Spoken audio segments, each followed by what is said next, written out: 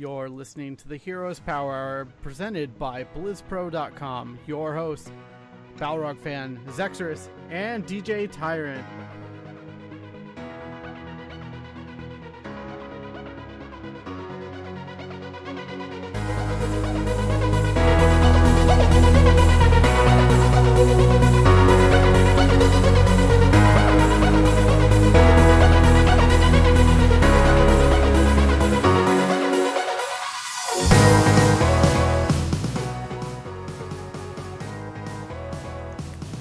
Hello everybody and welcome back to the Heroes Power. We are Heroes of the Storm podcast brought to you by BlizzPro.com. I'm your host DJ Tyrant and with us is the crew as always. Zexorus, how are you doing? How's your week in Heroes been? What you been up to?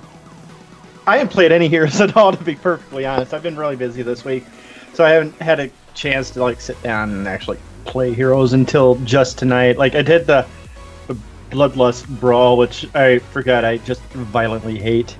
I think it's the dumbest brawl there is.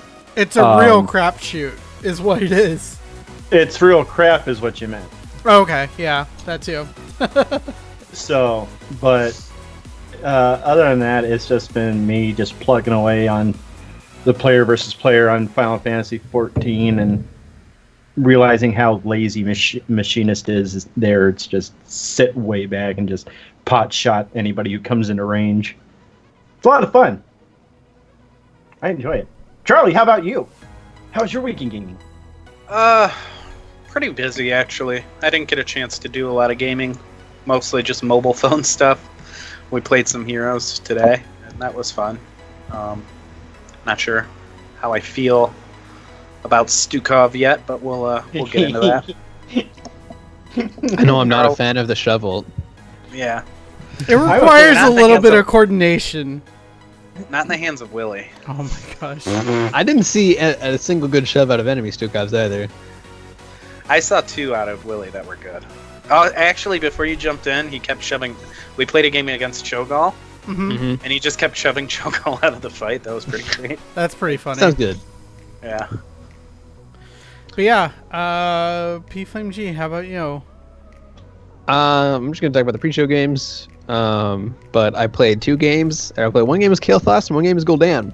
We were two ranged assassin heroes I'm very practiced on, and we lost. Then I played Malthael, who's level 2, and we won. So nothing makes sense. I'm telling no, that's on me, man. My engages were awful as Arthas. As soon as I switched to Diablo, we could actually flow into fights. I wasn't feeding or doing really bad damage on Arthas, but my engages were sloppy and garbage. I don't know how to fight on him, really. I feel like I'm supposed to wait for a hook, and I end up staying out of fights too long. I don't know. My bad. It happens, but I got in the last few games there. It was a little fun. My internet went down on Thursday and wasn't fixed until yesterday, so I really have not had the chance to play much of anything, except I got a Switch, and now I'm going to be sucked into Breath of the Wild, and we'll be turning the Powerhour into Zelda Breath of the Wild, and we'll be discussing such a good game going forward. So that'll, speaking of that, yeah, go for it. I want to get in my week of games. As I went, my wife and I went to see the Symphony of the Goddess, the Legend of Zelda Symphony thing in Austin. It was super cool. Nice. All right, we can talk about the actual game this podcast is about now. Yeah.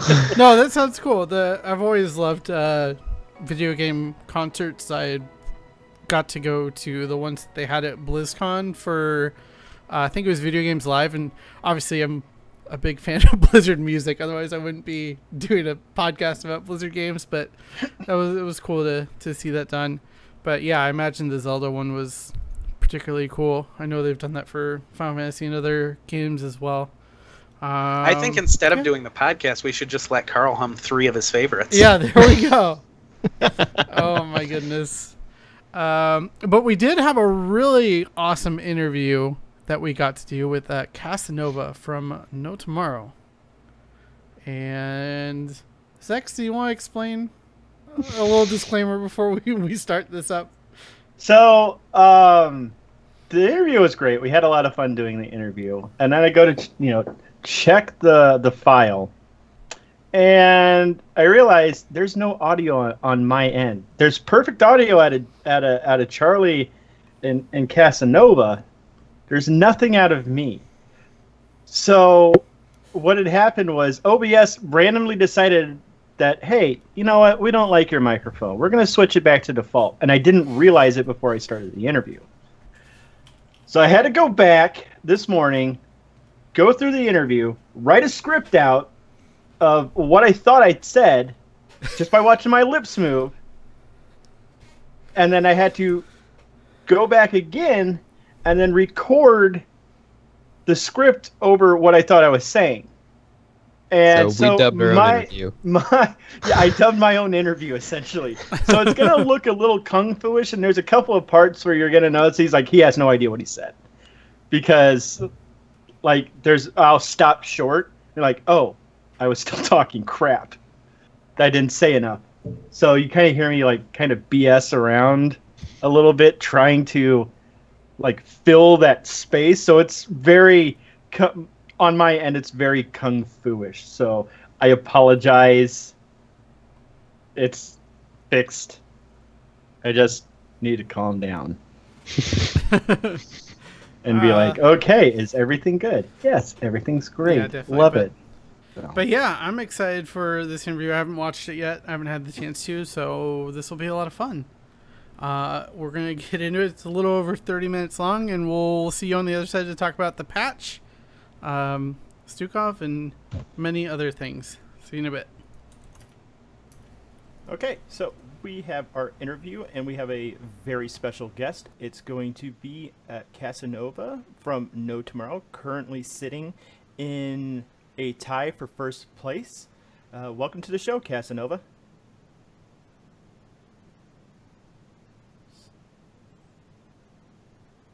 Yeah, thanks for having me on. All right, so let's get into the beginning. Way back before, what got you into competitive gaming? So I played World of Warcraft starting when I was 8 years old. But before that, I started playing video games when I was 5, and I started originally with chess when I was 3 years old. I learned how to play from my grandpa. And then from there, I just fell in love with strategy gaming in general. So yeah, from there, my godfather bought me an Xbox when I was 5 years old, and so I just started gaming ever since. So was that the OG Xbox? Yeah, the original Xbox. Played Star Wars Battlefront. Was a big one I loved. Yeah. Chess at the age of 3? Yeah. I think I might have still been chewing the pieces at 3. Now, I learned how to play chess from a neighbor back in the 80s when you didn't have to worry about people, taking you and stuff. And I remember going over to her house and seeing the chess set and going, ooh, what's that? And she was like, it's chess. And she asked me if I wanted to learn how to play. I was like, okay. Yeah, my grandfather drilled chess into us at a young age. Me and my brother both learned. So yeah, I played all kinds of tournaments growing up. Do you pay attention to the competitive chess scene at all? No, I haven't played in a long time. I stopped playing probably at the start of high school. I haven't played really since then much. Oh, so when chess stopped being cool. Yeah, about the time video games become a lot cooler than chess. So. Yeah. All right, so I believe Charlie had a question for you. Oh yeah, just the other day you threw out a tweet talking about your favorite moment from the day. It was a Stitches hook. Why don't you just talk about that a little bit, because it was a really good highlight. So I come from a League of Legends background. I played for 5 years prior to switching to HOTS last year. Just a year I've been playing. And one of the big things in League is prediction. There's even a name for it, and even on the cast, Dreadnought called it out. It's called a Mad Life, is where you just throw a hook ability and predict a dash or blink ability to land the hook. And so I have implemented that in HOTS ever since I've been playing. I know a lot of top players do it, but really I just was following the Tracer, and we saw her coming out, and I waited for Equinox to go on her, and I just started counting blinks. So I knew she had jumper. So out loud in comms, I'm sitting there. I'm like, all right, 1, 2, 3. I'm like, 4th blink, and I threw the hook, and he blinked right into the hook. So it's like, I love playing high skill matchups like that, because Stitches is already good into Tracer just due to the fact that Slam is so overtuned that like anytime she doesn't have a Task Shield on her, you're gonna chunk about 30-40% of her HP with just a Slam. Right. Yeah, I remember back in the day, Stitches used to be more overtuned with the stun slam back in the Tech Alpha, and that was a really good ability. Like, you could just stuff channeling ults like so hard. Yeah, I did hear about that. I didn't play back then, but I did hear about the fact that he had the mini stun. They switched it to the slow, right? On 16 is what? Yeah. Oh, those were different times. Yeah, it was just really brutal to play into a Stitches. And then they nerfed that, and he hit his ability to do anything just they had a buff about, I don't know, 3 months ago maybe, where it was like an actual large buff to the damage on Slam, and then they gave him an HP buff as well. And you got a little more attack damage too, I think. Yeah, something like that. I just know it went under the radar. I was playing Melee at the time. I know I brought it up with our team, but we didn't really explore it that much just because it didn't seem like a small buff to damage would have done that much. But it's like compounding with the buff to damage plus on 1 he has 50% increased damage. So any buff is then getting buffing that talent as well. Right. So it just like from that, I think EU's kind of picked on it up on it a little faster since they liked Stitches anyway. They played him even before that. They played him a little bit, and so they picked up on it quicker. And then everyone just started trying it. And they're like, "Oh yeah, this is a little busted." So that's good. I mean, it's like you said, he's a high skill cap hero, so he's a lot of fun to watch, and I'm sure just as much fun to play. Yeah. Yeah, I have a previous MOBA background. I came from Dota 2, and you know, I played Pudge a lot, and coming over to Heroes, like, it was a lot of fun because his hit wouldn't interact with friendly units, and I went back and tried to play Dota 2 a while ago, and like, it was really hard. I kept hooking teammates because Pudge hooks always hook the first thing it hits. Just hooking your teammates all the time, Yeah. So, going back to that,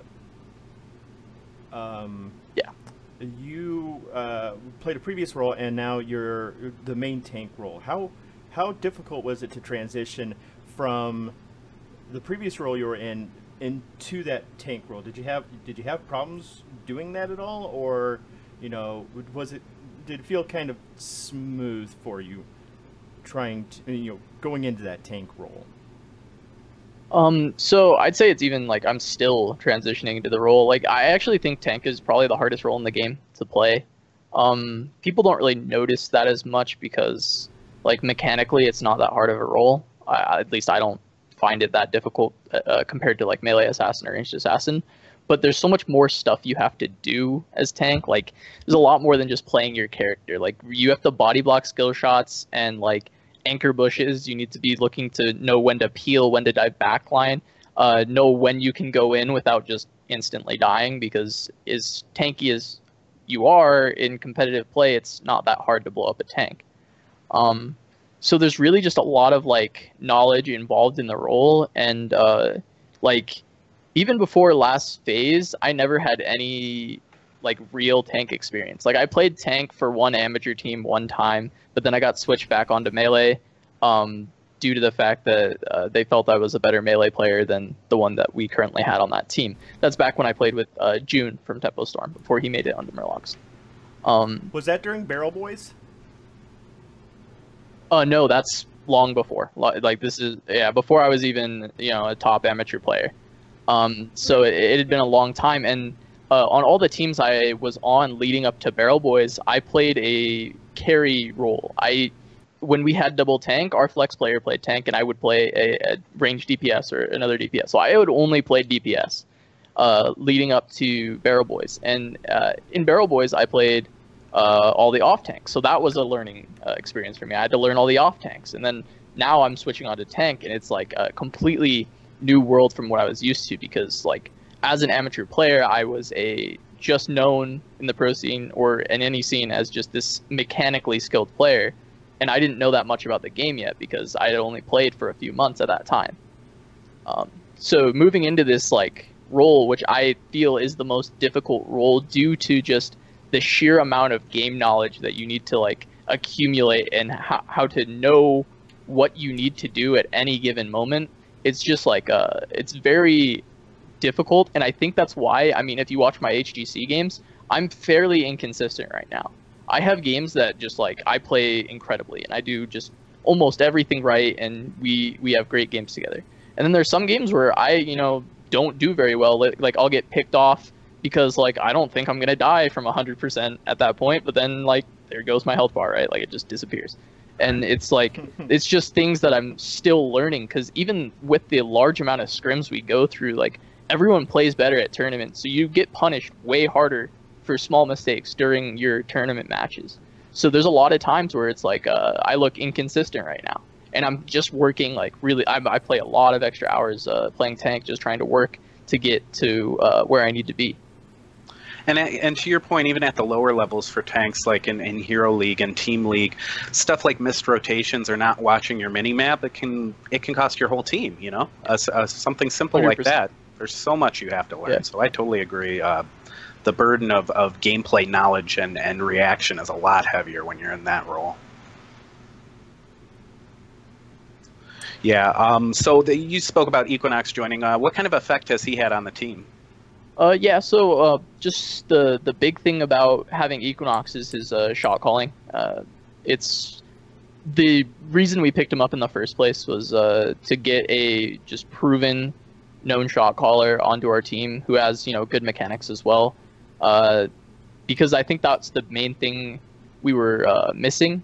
Because when we were Barrel Boys and we were starting to look really good, we had a really good shot calling dynamic between Tiger JK and McIntyre. But after losing McIntyre, that just like evaporated, and I think that's why we struggled a lot. So bringing in a big voice that is shot calling, even though he's not bouncing off Tiger JK as much, it's more just Equinox, and then we all feed a lot of information to him. I think it's just been a huge change that is helping our team a lot.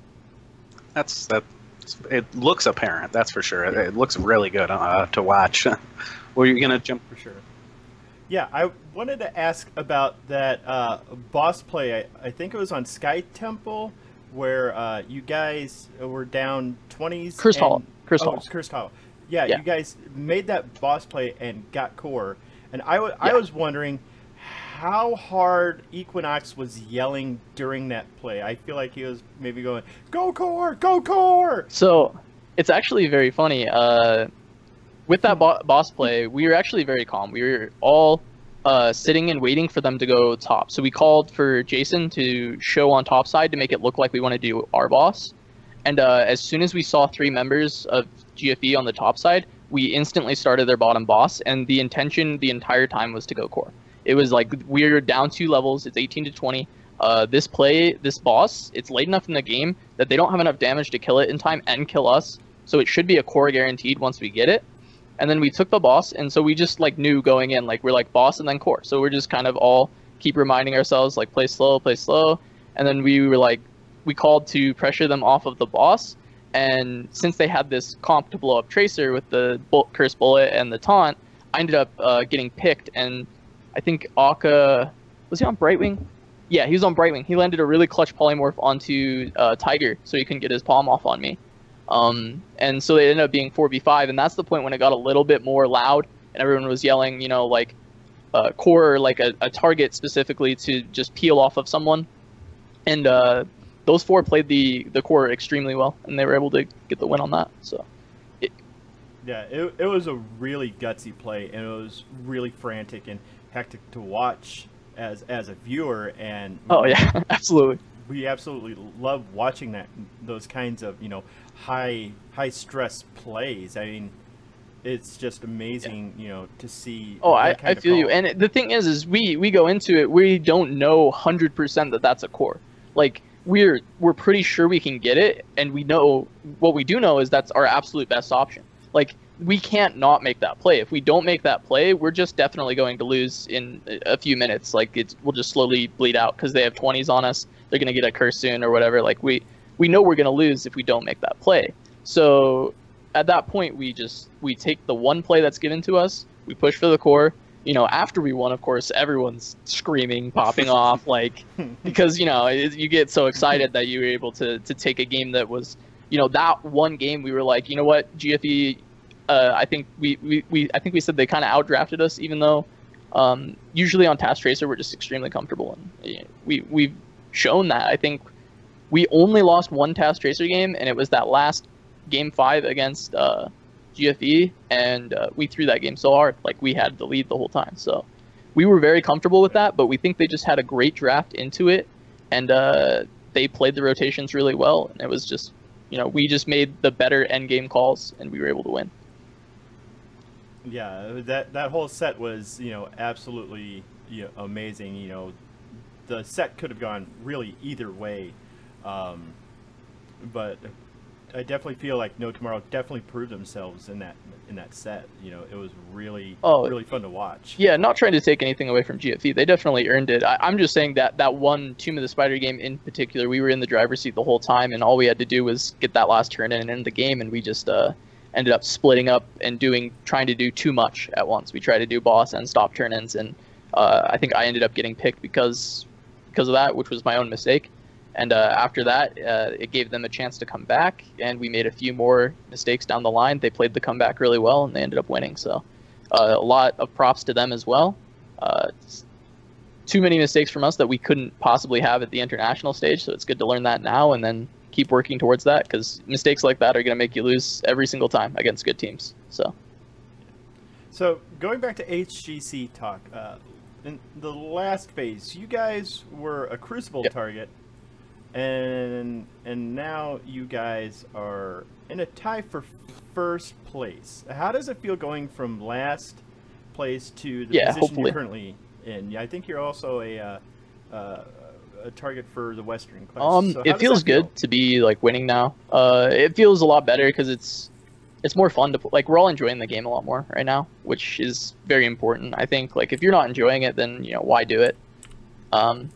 And so we're all enjoying the game a lot more, and winning means a lot because, you know, I basically, this is my life, you know, like I'm not doing anything else. Like I dropped out of school to pursue HGC, and so when I made it in, it meant a lot to me, and the fact that we're winning now is really, like, really important, because I really want to play international. Like, that's what I want to do. Like, I love the HGC, it's great, but it's not enough. Like, I want to go play on international stages, especially LANs. I miss playing LANs. I'm sad the HGC isn't LAN, so I'm really excited to try and be able to make it there, and with our success so far, I think we can. That's honestly a question too. We've asked a lot of the people we've had on, and it's always the same thing. Like, the HGC is pretty great, but we kind of really miss LANs, like the community feel of it.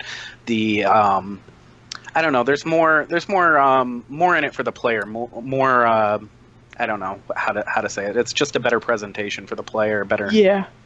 It's like, let's see. It's hard to express how it feels to play in front of an audience. It's like it's this, I don't know, euphoric feeling where it's like you can't get it any other way than to actually just play an event like that. I played a few back when I played League, and so switching over, I haven't actually played a professional Heroes LAN. I played one in collegiate. It's called Collegiate Coliseum, I think. I played against ASU there. That's how I met the GFE guys. But yeah, it's just this completely different experience that it doesn't get duplicated by, even with the 15,000 people watching on Twitch every week. It doesn't. Right. It doesn't mean anything to us. Well, okay, that's not the right way to say it. Well, let's be fair. Those people are monsters. Yeah, it means a lot, but it doesn't create the same feeling. Oh, yeah. That seeing that live audience in front of you, like screaming or whatever, it's so much better to have that experience. And that's all, I really want to do is like play for the fans, play, in front of all those people, because it's something else. I think it's awesome that you quantify that and want that, because any professional and any entertainment venue, half of it is the crowd reaction. I mean, musicians tour for that reason. Athletes never get tired of the fans' reactions, things like that. So I can definitely hear that. I'm sorry. I think Charlie had another question. I'm pretty sure you did. He pretty much, with what we were talking about, that answers it. Just like momentum and expectations moving forward as a group with so much momentum on your side, I can give you more on that too. I think like for us, that GFE set would have been great, because I think it would almost guarantee that we go to the Clash. I think we just had to win one more game after that, and due to tiebreakers, we would have already been in. But we still feel like we have a large amount of momentum going forward. Like we still feel really good, like about Clash, and really the end goal is BlizzCon. Like we'd love to go to Clash, but the end goal is to make it to BlizzCon, of course. Yeah. And so really pushing forward, we're like, okay, so our next week is we have Even in Death and Team Naventic, which are the bottom two teams, and we know they're actually very strong teams. Like when you watch HGC, it's hard to say, because when they really have not shown any good performances since they've been, this half. It just hasn't looked good. But when you scrim these teams, they're not bad teams. Like they actually are very good. So it's hard to be like, oh, we're definitely going to win these matches, because they could just show up one day. They could be like, this is scrims now, and they could 3-0 us or something, like out of nowhere. Like that sinking feeling near the end when you've been out drafted. As well as we play during tournament days, because our team has really shown up on tournament day, like these teams could do the same and they could beat us. So we're not like complacent, like, oh, we're into the Clash, but we're really excited, because if we win these 2 games this week, I could be wrong. I haven't like fully gone through every possibility that can happen. Yeah. But due to tiebreakers that we have over Freedom and Tempo Storm, we should be guaranteed at least the 3rd seed for Western Clash if we win both our games this week, even if we lose to Roll20 the week after. That's exciting. I said, you guys got so much momentum on your side, so it's going to be really fun to watch. Yeah. Okay, so let's talk about the meta real quick. What are your thoughts on the current meta? Is there anything that you'd like to see come back? Anything that you wish you could play in this current meta? What are your thoughts? How do you feel about it? Well, let's pick your brain here a little bit. So there's good and bad things about this meta. Like there's a lot of things that are viable right now. Like you can play a lot of different strategies and you can win with them. But also there's some stuff that's just very anti-fun. It's very like Tassadar. I mean, you're not wrong. You're just not wrong. Like Tassadar is one of them. Like we play it because we're very good at playing comps with Tassadar, but every other team can play Tassadar comps just as well. I feel like it's not hard. It's very oppressive character. And the same thing is like the double healer, like the Uther Oriole Vala. Like that is not fun to play against. It basically you have to play perfectly to beat it, and they just can make a million mistakes and still win the game, which I think is a problem in the game design. Like I don't think you should have a comp that can make infinite mistakes and still win a game unless the other team plays flawlessly. That's always been a problem with healing in Heroes compared to other MOBAs. It's fine when it's just one healer, but when you start introducing other elements, it can get very out of control. We actually did that once with a couple of the people on the show, and I was Uther and somebody else was Morales, and our main DPS was Vala, and he was like, this is ridiculous. And for me, it's hard to say whether the problem is in healing or if it's in characters like Vala, because Vala, if you take away the factor of having these like this double healer, like she's extremely weak just due to the fact that she's a very soft character, and if you get on her at all, she's just gonna die. But I don't think that the character should not be meta due to that. Like I don't think she should be nerfed, because if you don't pick her in this one style, then she's kind of bad. But if you pick her in this one style where this character can't die, she does way too much damage. Yeah. So it's like they have to nerf the double healer, but they have to nerf the double healer without making it so you have to double heal. Right. Because you need your healers to still be strong enough so that they can solo heal, But if you nerf them, then that's just going to promote double healing being a more necessary composition to not just lose due to the fact that your healer isn't strong enough.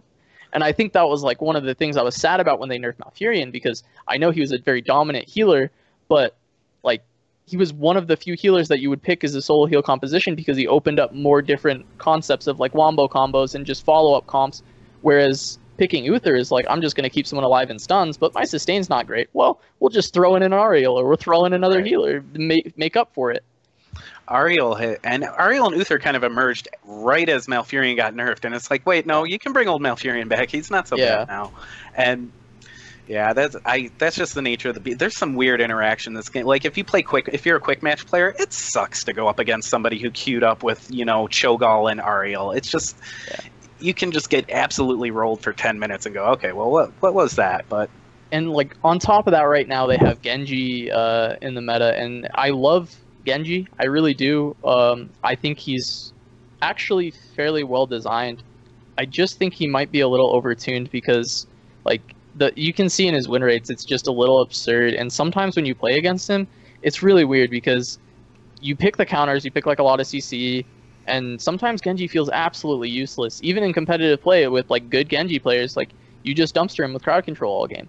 But sometimes Genji just pops off and kills your whole team, and it's just like, I don't know how they're going to make him more fair. I think, honestly, if they just tweak Dragon Blade, that might be all they need to do. Because you can counterplay him a lot, but when he starts Dragon Blading your team, if you have nothing at that point, like he actually is just going to solo wipe your team, and I don't know that that's necessarily something they want. But it remains to be seen, just due to the fact that his win rates are a little too high, I feel, for competitive. The other character in the meta I'd want to touch on is Anubarak, because I think Cocoon is just a really like anti-fun ability, and I think like one of the things a lot of tanks don't really look at right now is Locust Swarm's still a really good ult, and like Web Wrap, all it does right now, it takes someone out of the fight. It's a point-click ability with really long range that takes someone out of the fight for 8 seconds, unless they pick one of like 6 characters that have like for instance, Leeming Laser, or Tassadar Auto, or Tracer Auto.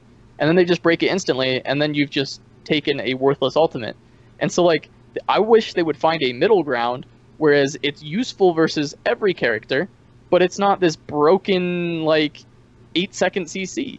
Like I don't get like, it's an ultimate ability that only stuns. So I don't see why not make it an unbreakable 4-second stun or something like that, where it's like, it's more balanced against everyone. It doesn't take you out of the fight for 8 seconds, but it would be the longest crowd control in the game, but it doesn't do any damage, and you can't damage the target that is stunned.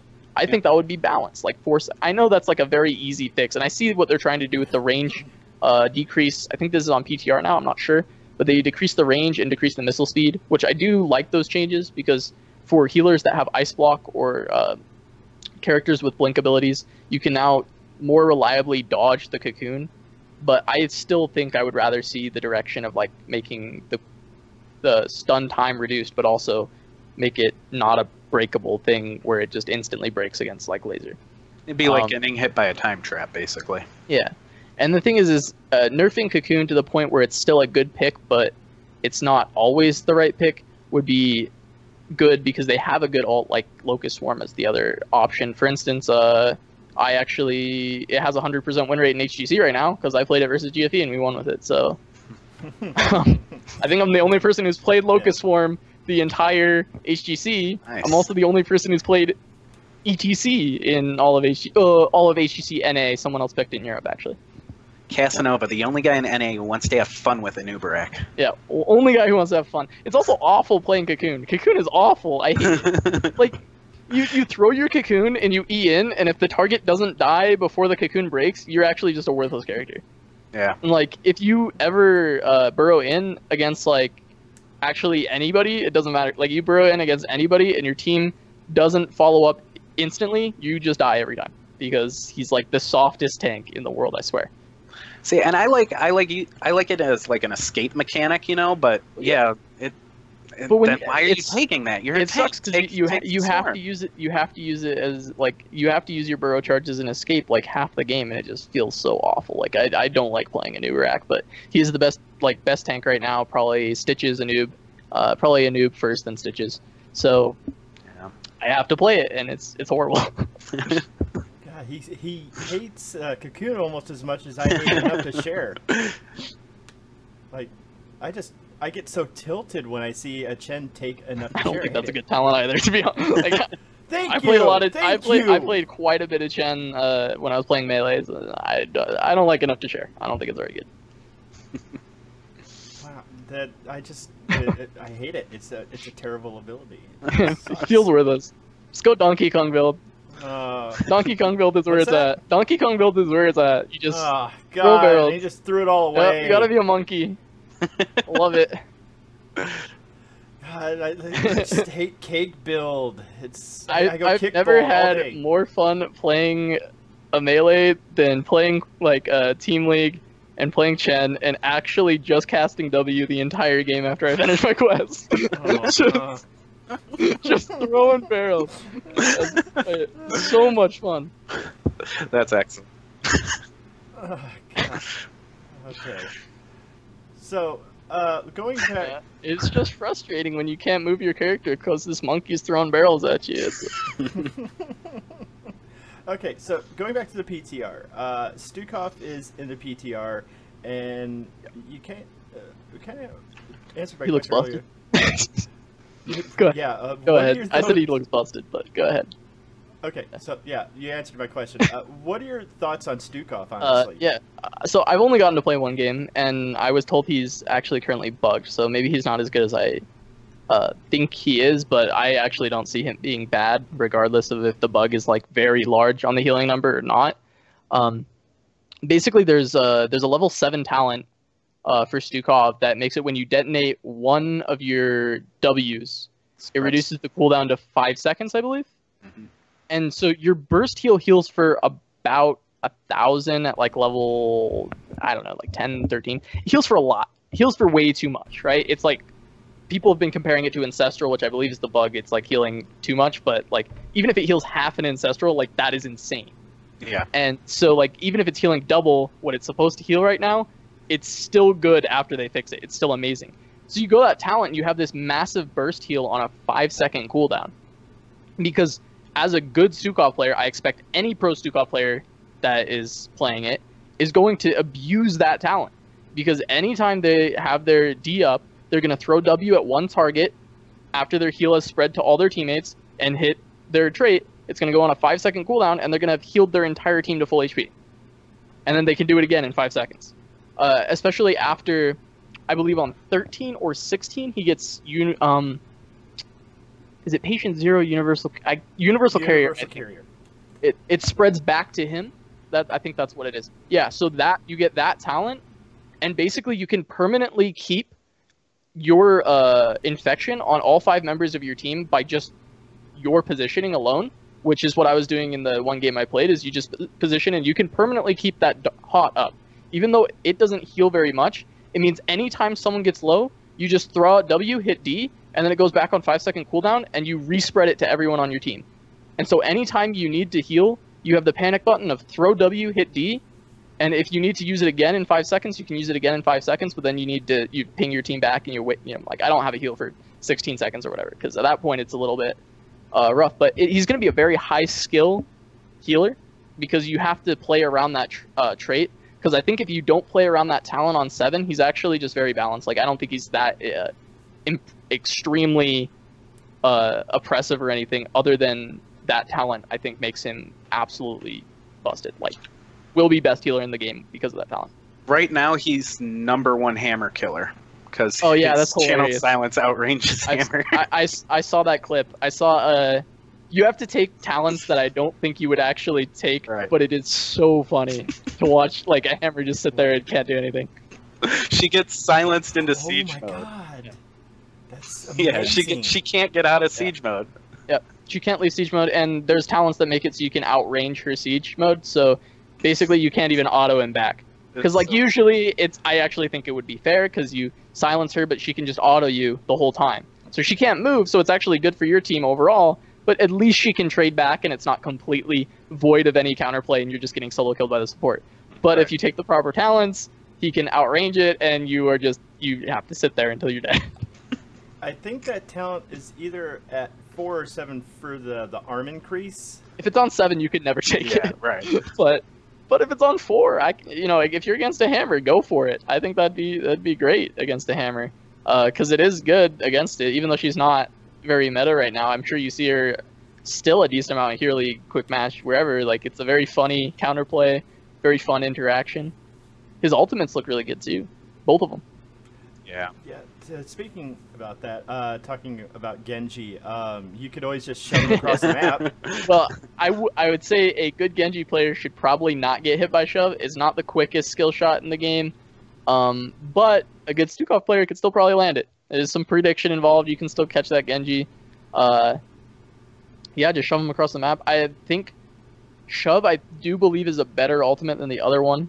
Before I actually got to play him, I thought the other one was going to be a lot better, the flailing arm, just because there's a lot of versatility to disengage, engaging if you find a flank. It's just a very good, versatile ultimate.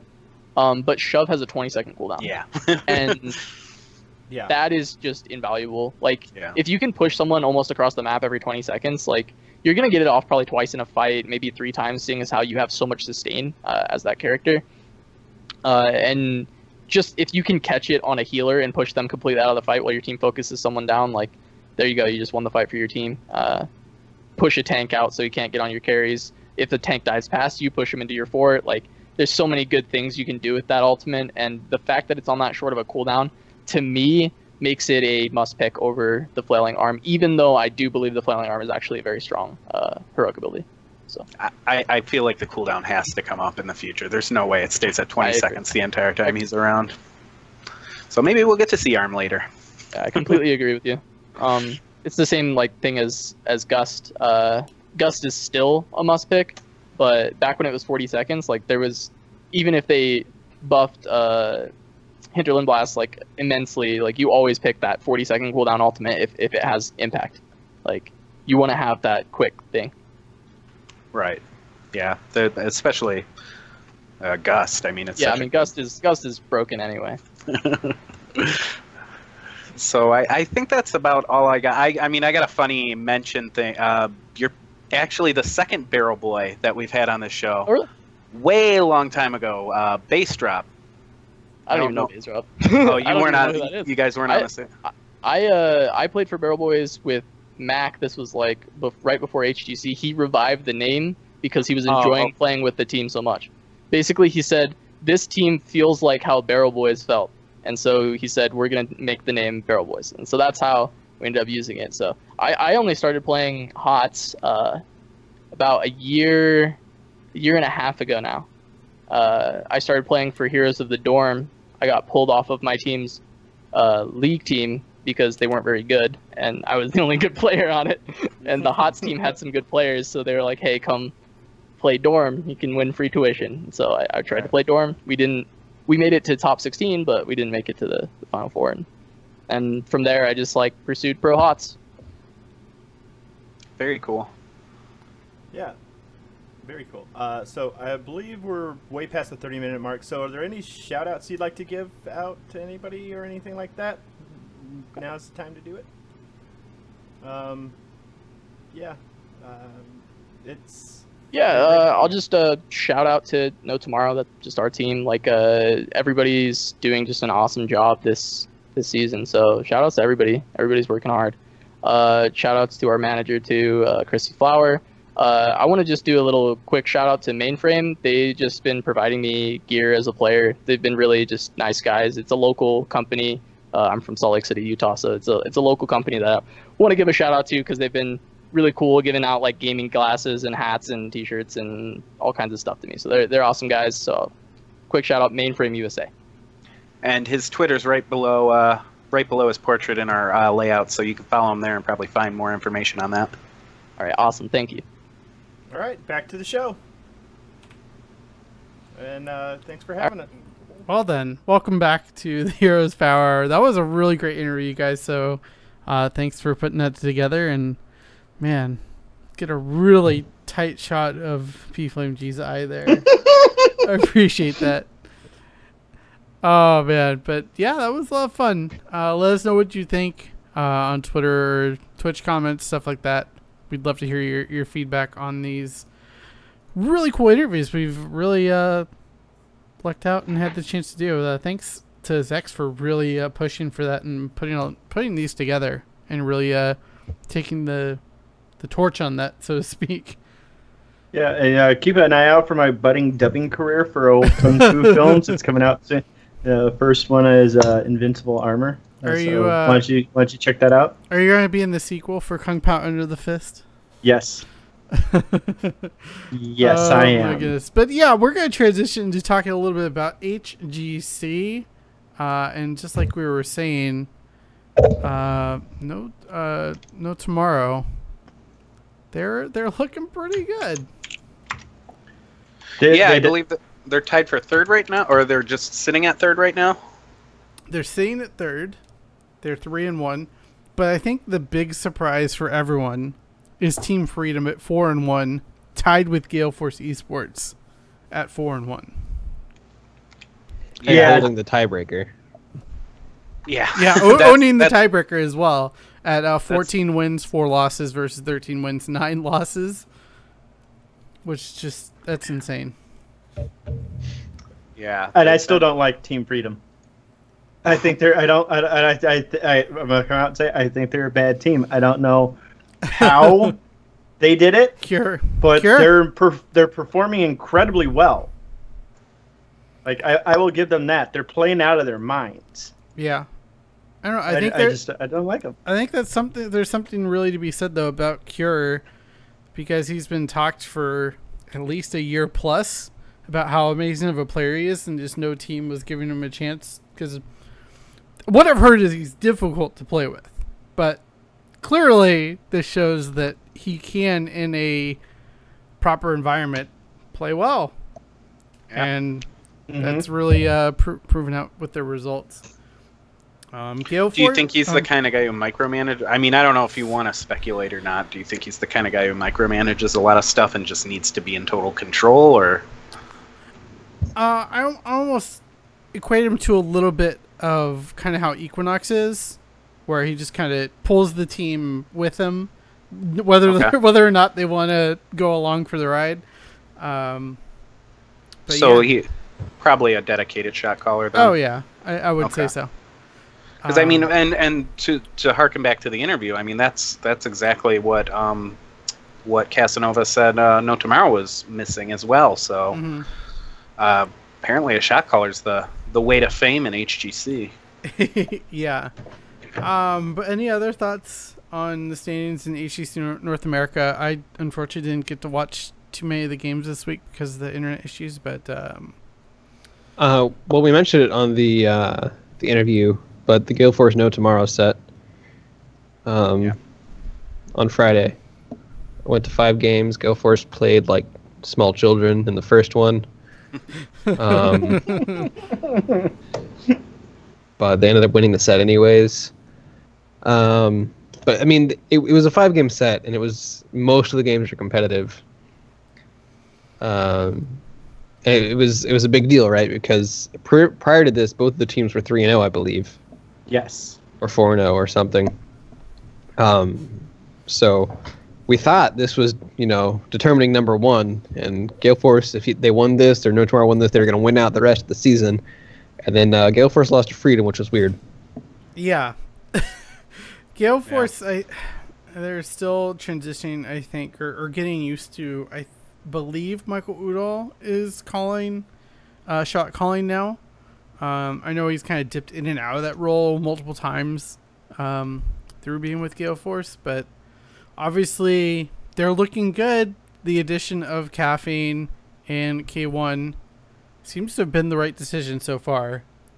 Yeah. There's probably a little bit of ironing out to do, but I'm sure at the end of the day they'll still be a top team. But I mean, what's surprising is 1 through 4, we don't see Tempo Storm, Superstars, or Naventic. They're 5, 6, and 7. So it's interesting how much of a shakeup has happened, and moving forward, can teams like Roll20, No Tomorrow, and Team Freedom sustain this kind of I don't know, just change in style and attitude and play. Yeah, if I had to choose one of those teams that you listed, I would go with Roll20 because they've been consistent, and I think they're a really strong squad overall for the long term. But I want to speculate a little bit on this. Tempo Storm was the only team that didn't make a move during the season change. Do you think that is partially to blame to their struggles here in the second half or second season? I don't know what's called. I don't know that it is. I mean, they were good, right? They were the second place team. I think they won the regular season, but they just do worse, slightly worse internationally than Roll20. So there wasn't a big reason to change. It was like, okay, we're good. We have built-in team synergy, which is incredibly important in Heroes of the Storm. So let's not fix what isn't broken, and let's keep going. Yeah.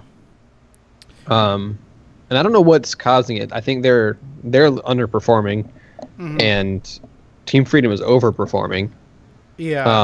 Roll20, not Roll20. No Tomorrow. I don't know. They could be slightly overperforming, but I think they're still going to be an upper half team. So it's just a bunch of teams got boosts that we weren't expecting. Yeah. And to be fair, I don't think it's time to panic at all for Tempo Storm. They're 3-2. They win a series, and other teams start losing series. They're in the top echelon of NA Heroes again, and I think they still have a shot at the Clash, but I'm not totally sure. Their last two matches are versus Roll20 and Team Freedom. Yeah, but that's the thing, is they win those series and they kind of control their own destiny. Yeah, they do, because if they win those, then they knock those teams above them down and they pull themselves up. Yeah. But it's not. Tempo Storm doesn't have any easy wins left. No. The thing, I guess I'm kind of rooting for Tempo Storm to not make it, because they've made it so many times and they've proven they can't get the job done on the international stage. So I'd like to see the other teams be able to give that shot. I don't know that they're better. This isn't me saying like these teams are better than Tempo Storm if they make it. I mean, obviously number-wise in that particular week or whatever, but overall, Tempo Storm is the more refined team out of any of these teams outside of Gale Force. So, I don't know. I'm not that excited to see a Tempo Storm come back. I want to see Freedom and No Tomorrow ride this out and shake things up. I do want to see Gale Force, though, in the Western Clash, and I really think they have probably the best shot out of all these teams to make a splash there. But any closing thoughts on North America before we talk a little bit about EU? Because EU has been pretty fun. Zex?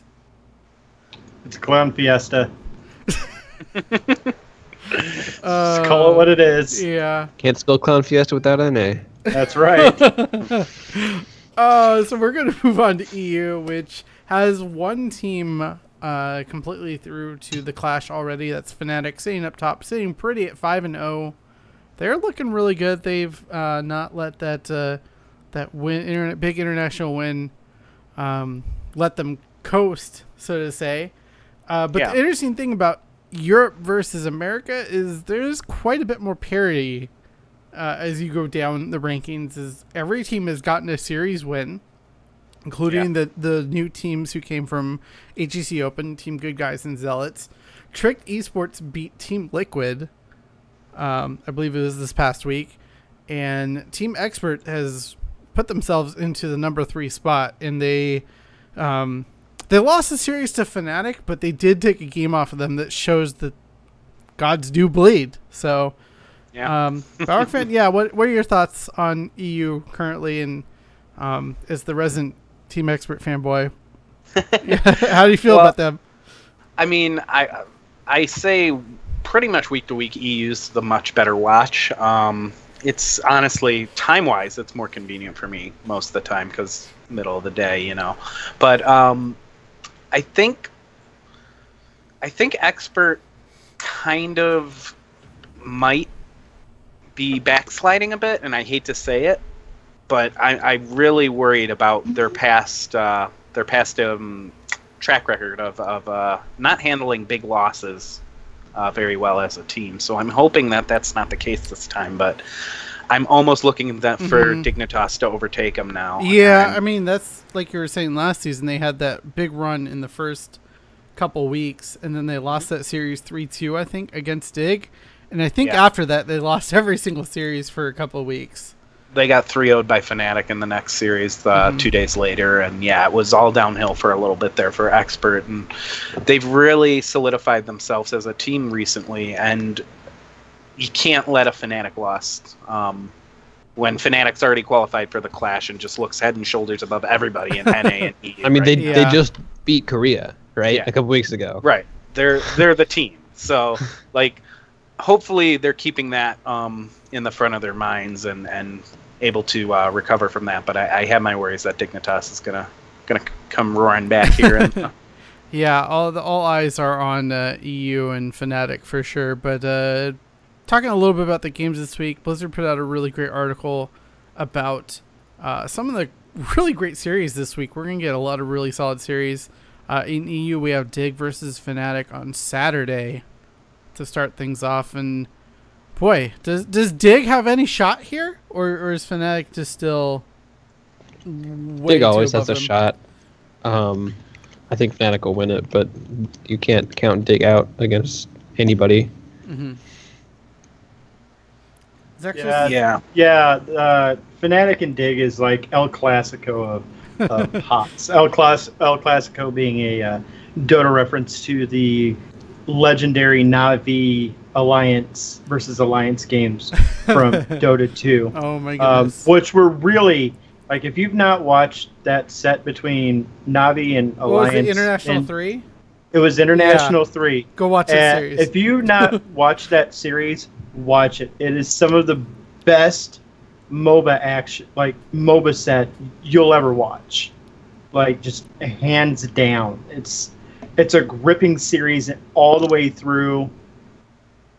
I believe it went all 5 games. It literally came down to a $1 million dream coil from their pucks stuffing to TPs back to base to defend when Alliance decided to go core all in on a core. And hero's term, think of a route on an enemy hero trying to TP back or something, basically.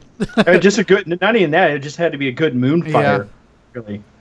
But yeah, Team Dig versus Fnatic, going to be a must-see this weekend. Going back to NA, though, Roll 20 versus Tempo Storm. P-Flame-G had already mentioned that, so some really good series this weekend, some fun stuff to watch. We hope you guys will be able to watch. And let's go on to the patch that dropped today. Stukov is finally live into Heroes of the Storm into the Nexus right now. What do we all think, besides him being broken as all kinds of broken heroes are when they first release? Well, it's pretty hard to tell balance right now because there's just Stukov on both teams. Yeah. His healing definitely doesn't feel as overtuned as it looked in the PTR, that's for sure. I don't feel like you can't take him down or members of his team down, so that healing overtune bug might have just been the fix that he needed to be balanced, but we'll see moving forward. I think he's got a lot of utility and he's definitely a top tier support. I just don't know that he's busted. And when we talked about a lot of the stuff with Zool last week. Yeah, we did. So we don't really need to cover that. I saw him in one game. It felt like he did a lot more damage, so that'll be interesting moving forward to kind of monitor him. They did make changes to Malthael, though, and he probably needed them because he was a little bit ridiculous. Didn't matter because we still won that game. Yeah, that's true. That's true. But he's OP. Yeah, I mean, just the Reaper mark going down 0.25%, and the armor he gets from Tormented Souls being cut in half from 20 to 10. That's big. It reduces his survivability on an ultimate he always took, and it reduces the overall damage he puts out. So we might see some more balance there. Yeah, at least that's my hope. For sure. It feels too good. Yeah, and obviously the Anubrak changes. I think we talked about those last week. but if not, basic attack damage being reduced, maximum health reduced as well. Which seems These to are be orange changes, so they weren't there last week. Okay, they were not there. They were there. They're there today, right now, live in Heroes of the Storm. Yeah. I did play a new rack. It didn't feel too bad. I did pick Locust Swarm because it did get buffed. It didn't seem to have too much of an effect, but this is what Blizzard Locust Storm does. is still good. Yeah. Oh yeah. This is what Blizzard does though with a new rack every time. Is like, well, he's too good. Better nerf his health pool. Oh, he sucks. Better buff his health pool. Yeah. Yeah, it's not his health pool. I think the cocoon changes are the most impactful. Oh yeah. The range going down and like Casanova had touched on, the missile speed going down gives players with ice block or other forms of stasis ways to react, or a better chance to react now. So rather than it just being this really fast web that suddenly you're in, you can actually see it now and have a moment to react. So that's a big nerf to cocoon. Because really good players won't get caught in cocoons that have a way to avoid it now. Yeah, and who was it? It was blanking on his name for some reason. The healer for Dignitas. Why can't I think of his name? Bakery? There we go. See, I just had to talk it out. But there was a clip where he dodged a cocoon with ice block, and it was glorious. It won't be. People are going to be like, "Oh, it's not as impressive now," but it's still a cool thing. I don't know. Definitely. I just thought of that because that was cool. The other doing it when it's not slow missile speed. Yeah, that's huge. The other big change seems to be Tron, who I haven't played in I don't know how long, but basic attack damage going up, and attack speed. Attack speed. A lot of the talents getting changed as well.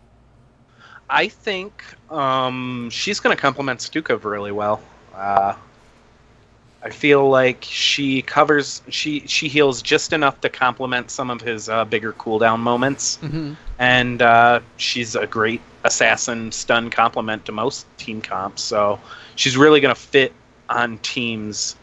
Like they're Blizzard's kind of saying here, like, look, she's not a solo support, guys. Don't play her like one. She'll be better not as a solo support. She is a support. She gives supports just a little bit of extra healing and then brings her own game of damage. That's what she does. Yeah, and that's even something that the developer comments touched on a little bit about. They're actively aware of the support role perception issue, especially since it's not just Tehran that kind of runs into this, and they're going to be looking into more options. So it looks like this is kind of a bit of a band-aid for now, just to alleviate concerns with the hero. They're basically saying there's not really a problem. Yeah. But people think there's a problem. Exactly. And I think this really hints that we're going to get some reclassification soon of heroes, which I think is vastly needed. We need ones marked as true tanks and bruisers. We need, Tehran not marked just as a blanket support in the same vein as Stukov and Uther and Ariel, because she's not. So things like that would help a lot. Yeah. Even, splitting melee and ranged assassin would be nice. Right. Because it's a very different skill set. Yeah, and you can classify the damage that they output too, whether it's sustain or burst. All of this kind of stuff, it does. Like if you already know your character in and out, it doesn't really make a difference to you. But when learning a new character, it's nice to go into a mindset with that character when it's clearly labeled for you. Okay, I'm a ranged assassin who does good burst damage, so I gotta look to hit my big combos as opposed to okay, I'm playing Jaina. I'll just hit him with ice. That's what I do. It's not something that's going to affect players who play the game a lot, obviously, but it helps. Yeah, definitely. Yep. And I wanted to touch on some kind of miscellaneous stuff, though, real quick. I'm curious of your guys' thoughts on it. We saw a ton of skins come out with this patch as well, but a lot of them are just... I don't want to devalue the art team's work too much, but they're reskins of skins we already have, or recolorizations. like the horrific Prime Evil Diablo, the 2 Kerrigan skins that came out are recolors of skins that already exist. I mean, Pretty much all of them are recolors outside of Zool and Stukov, right? And Zool's Bone Visage armor is sweet. Yeah. That looks really awesome. good. I expect a lot of this for a while, just because with 2.0 they removed every skin has 3 colors, tints, right? And so we're gonna get again, like, there are skins that just don't need 3 tints. Like, there's no reason for Tychus to have 3 tints on his skin. They're all blue. You know, but then there's other things like this Primeval Diablo where it's like, oh, we have this cool idea of another skin tint we want to add. And so the artists are free now to add in as many as they want to make it look really cool. They did it with Kerrigan. Kerrigan's recolor looks great. The Templar Kerrigan. Yeah, and then the new Primeval Diablo skin looks sick, and the Johanna skin looks great. So I'm not, you know, it's, you know, and I think we'll get a lot of these. It's not like they're going to stop producing new skins, you know, because I would assume they can pump out these recolors a lot faster than a whole new character model. Right. And I would say if you like a certain skin, it gives you a better chance of getting that skin out of a loot box because it has more tints. Yeah, and like Primeval Diablo is a great example. Oh yeah. What I find interesting is these new skins are coming out at 2,400 credits, at least the legendary skin. I don't know if that's like their permanent price or if it goes down in a few weeks. I think they're always higher when they first release 4 shards. Yeah. And the gem price, if there is one, is normal. Yeah. And then the shard price decreases. Okay. Well, I hope the Tychus skin is available later because I don't want to spend 2,400 shards on him because I don't really play him that much, but it's a freaking awesome skin. Yeah. Yeah, it's a tough call. Yeah. I don't know. Any thoughts on that stuff, Zex? You've been quiet. You okay there, buddy?